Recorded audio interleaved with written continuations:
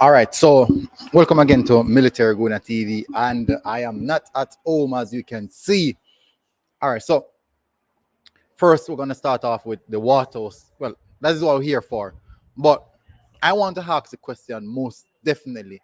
What do you think about that performance last night from Waterhouse FC against Pacific FC?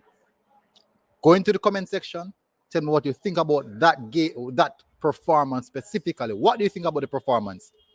Waterhouse FC versus Pacific FC. What do you think about the game in general? So go into the comment section. Tell me what you think. In the meantime, smash the like button, hit the subscribe button, and let's get straight to it. So we're going to start off by looking at the starting lineup for both teams. I do think I'm going to check if Concacaf did bring out the starting lineup. Let me see. I think Concacaf did brought the starting lineup. I don't want to use. I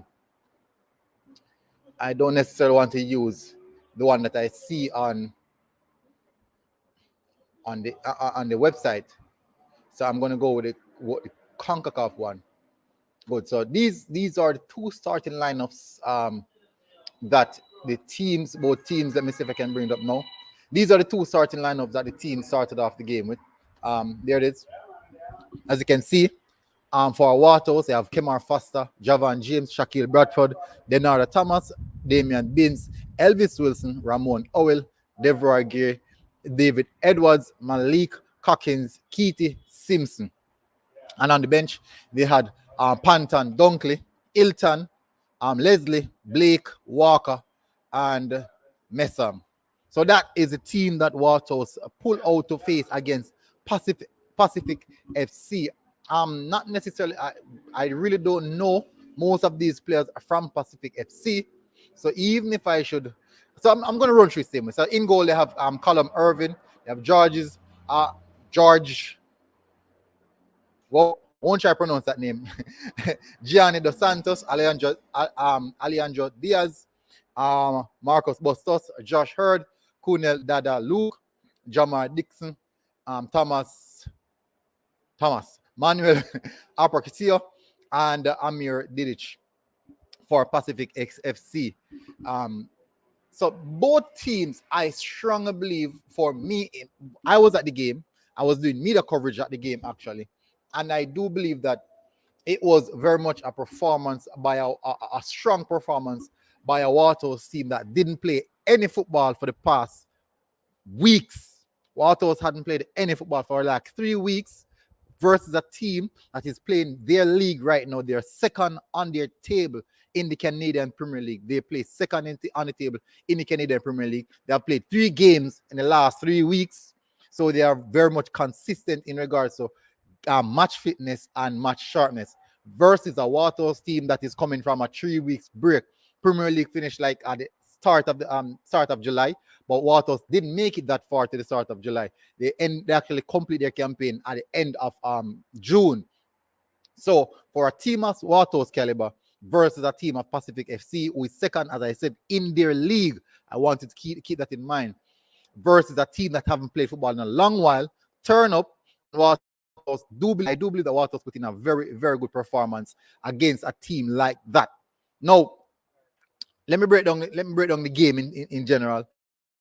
I would definitely say that Kemar Foster was man of the match in many different aspects. He was the most standout player alongside the number 10 for the Canadian team. That is Marcus Bustos, very very good left footer, very good player.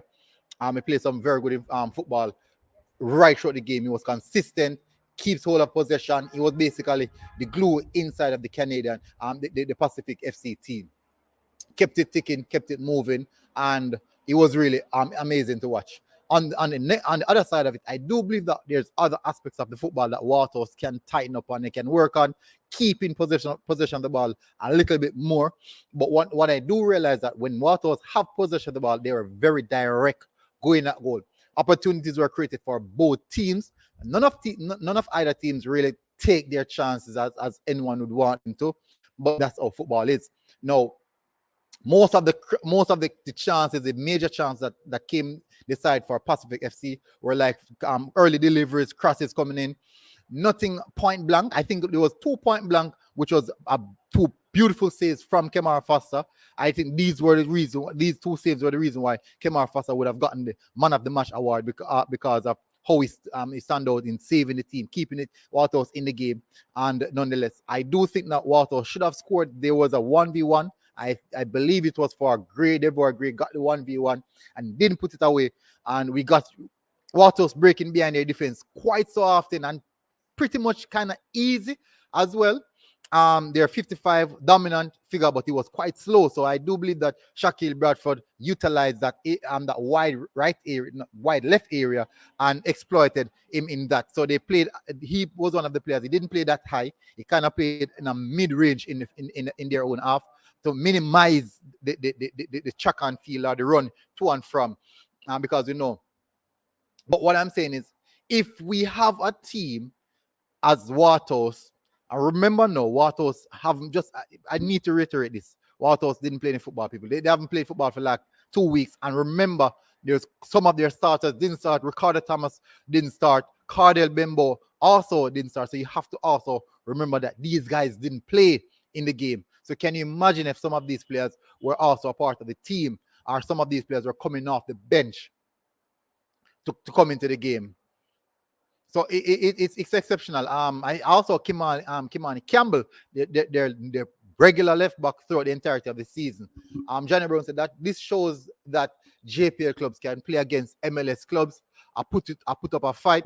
I do think so. It boils down to R. So Waterhouse play a specific type of football. They are a very good pressing team when they are fit, because you could have seen that in a 68th minute going down, they kind of start to get weary, tired legs, but that was actually on both sides, but more so on the Waterhouse. So you could have seen that match fitness was an issue. But for them to play at the intensity that I saw last night, right through the 90 minutes of football, I do applaud them for that. Now the next game is on the 2nd of August, which is, I think, is next week. About next week. Next week when? I would have to check that. But most definitely, I do think that would have given them preparation time to know where their match fitness is and know how the Pacific FC team played and how they can exploit them. Because it's important. When I went into the post-match press interview with the coach, he said that I asked him the question in regards to, now that you have seen how Waterhouse play, would that have been a bigger advantage going to the second leg? And he said yes. He said that's one of the key things he would have taken away from this game. But I do believe for Fuzzy as well, Fuzzy have won a lot more in this game than that of the Canadian, the Pacific FC coach. You'd have learned a lot more because, as I said, team and fit, a lot of young players in the team. Cohesiveness would have been down, chemistry would have been down as well. All of these factors were against the Waterhouse team, and they did stood out. So that definitely, Stefan said next week Tuesday. So these aspects would have shown that the Waterhouse team is actually a very good team, a team that can stand up to many things. But what the Canadian team would have learned is that the Pacific FC team would have learned is that Waterhouse is a very physical team, very aggressive, very athletic as well. So they press and they go extremely high tempo when they are in their pressing mode. And I do believe that these are the pointers that the coach should have taken back. Now, knowing that the Waterhouse team is not fully fit, this is now the time that Fuzzy would have to sit back and say, okay, we're not fit. So even going to the second leg, we might not reach to the fitness level that we want. So we have to know tempering how we want to approach that game. If we want to say, okay, we're going to do a press for first half, or half press first half, then press the entirety of the second half, versus going with the same playing style, knowing that they already played against you guys and know how you play, which makes no sense. So first, you'd have to approach this game on a tactical basis. It'd be very important they approach this game on a tactical basis. So let's see what Fuzzy does from the starting 11. Let's see the starting 11 that he will select for that game. That would have given us an insight in if he had learned anything and gone any form of knowledge from that game. Ishmael King said they are learning international experience, and the other day served them well, and it means the coach is making his adjustments. Agree. Now, throughout the game, there's two things I realized throughout the game. Right, at one point in the 75th minute, between the 75th and the 80th minute, the Pacific FC team would have had a lot of possession in her own half. This is what Fuzzy did. Fuzzy actually pushed Denardo Thomas out wide and pushed Deborah Gray out wide as well onto the left-hand side. So that what that did, it actually opened the pitch, giving the midfield a lot more width than what the Canadians would want to be comfortable with, because they didn't want to give Denardo Thomas or even Deborah Gray any space, because these are two technical players who can hurt you. And it actually pushed back the Canadian team, the Pacific FC team, a little bit, and giving the Waterhouse team a lot more space. Now, for a team that I would say is very much unfit, they did hold possession of the ball quite well. They really hold possession of the ball quite well, and they build up their play quite nicely. Playing out from the back, starting from and going forward. Now, I do think that Keith Simpson and Ramon Owell have to tighten up things in midfield. The distances between midfield and defense was a bit off, not way off, but it was just a little bit off. And I do think that is something that they can tighten up a little bit and get that in order. The first touches inside of the midfield needs to be a little bit sharper. I've seen a few times where Elvis up to go for a pass in the central zone, and the pass didn't come off right, and that created a turnover straight back at them. So I do think that is something. Maybe if that is the case, Fuzzy could have possibly moved away from the 4-4-2 formation and possibly go to a 4-3-3 formation, adding an extra midfield in the center of the park, and you don't really necessarily have to rely on the two banks of four when you're defending, but more so have a little bit more possession. Because what I saw is that the Pacific FC team, when we had possession of the ball going at them, they were very scared. They were scared because of the pace that we're coming at them with, even though we couldn't maintain it. But when we do have the ball, we pounce in pace and approach very much aggressive. Stefan said, agree, MG. That shows that the next match has to be more tactical for Fuzzy. Yeah, it has to be a tactical approach by Fuzzy. Johnny said, they need someone in the midfield who can control the tempo. No, Ramon Hall should be that person. They have senior experienced midfielder, Ramon Hall and Keith Simpson. I do believe that both of them should understand the role that they play in the midfield, specifically in accordance to how the game was going. I didn't get the feeling that they really were controlling the tempo of the game, as you said. On the other hand, the Pacific FC team, they did have good midfielders, and the number 10, as I said, it was a bit of a dictator in the middle of the pitch. They had three players. Pacific FC had three players in the middle, and the three just outnumbered the two. What you found out is that Denardo Thomas would have to come switch inside and play as a creative playmaker in the middle of the pitch. So every now and then. But what that does, I don't like the idea of that, because that exploit or leave a big open space over onto the right-hand side, in which where it should be. And then now they can create an overload on that side. So I don't like it whenever there's a turnover right there. JNM said, big up JNM. Network. Johnny said the players need to work on their ball control. As I said, Johnny, I do think that it's just a little bit of match sharpness that they're lacking. And going forward, I do think that the tempo would most definitely rise, based on the fact that they would have played the first game, get the first game out of the way, and now understand the level that they should be. But I was very much surprised for the first 45 minutes, the tempo and intensity that Waterhouse played at, knowing that they haven't played any football in such a long while. I was very surprised with that, extremely surprised that Fuzzy was able to get his team to that level in such a short time span and not playing any game. So that's very much commendable on Fuzzy's side as a coach. And definitely the players have to give a lot because you can see when the game finished, you can see that they were winded. You can definitely see that they were winded.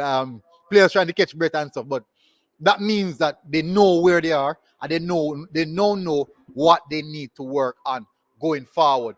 Anyways, people won't stay longer with you anymore. So there's no more questions. Guys, make sure that you smash the like button, make sure you hit the subscribe button. I'm here early for the game at Drax Hall. I'm here early for the game at Drax Hall later. That one be up. So definitely if Waterhouse can replicate that first half into the second half, because I do believe that it was actually the second half that Pacific SC got a lot more of the control of the game because fitness, tired legs, and those things. But I do believe that Waterhouse now can possibly go as close as possible to replicate that what happened in the first half. Even if they can carry that into the 75th minute, I do believe that they will create a lot more problems for the Pacific SC, and they couldn't contain them. Shaquille Bradford, none of the players could have contained Shaquille Bradford over onto the left hand side. It's just that quite a few times I thought that he could have really went a bit harder on them, but he didn't. We got a few chances. We could get some shot off. They didn't kick. I do think that Ramon Owl and Priest and Kitty can get off some long range shot. I don't know why they're afraid to kick. Well, I think Ramon kicked one and he kind of went to the corner flag. But Daniel already said them play a good first half, man. Yeah, they did play a good first half. They did put in a good performance for the first half, and as you know, going second half, tired legs start to creep it, but they still keep stayed compact. Defensive structure look good because even though there was a few changes in the defense line, not the original fullbacks, younger guys coming in for a fullback, the young youth, the command man, Zion Hilton, my word, man, he looks a talent. He came on and he looked very, very good, and I do believe that going forward, possible next season, we will see a lot more of him. He looks tremendous. But for me, man of the match, Kemar Foster, if not the number 10 for Canada, but I do believe that Kemar Foster was heavily involved in the game. People are going to say that, is that the goalkeeper is the man of the match, but yet still you're going to say that team play good. Because at the end of the day, both teams will get the opportunity. I just believe that the Pacific SC got two clear-cut opportunities, whilst you only get one. And Kemar Foster turned up for that. Most of the saves that Kemar Foster made were like from crosses that were coming in, deflected crosses, and they were just going close, really, really close to goal. And then some far range shot, and he would take it quite easy. He was heavily involved in the game because Pacific SC did get a lot of shot on. So that is football. That's how it is. Waterhouse did at the opportunity. They could have scored. They didn't score. That is football. That's just how football is. Anyways, people, big up. Thank you very much for tuning in, and I'll see you guys again. Hit the like button, people. Hit the subscribe button if you're here for the first time. I'll see you guys again. Until next time, we're out.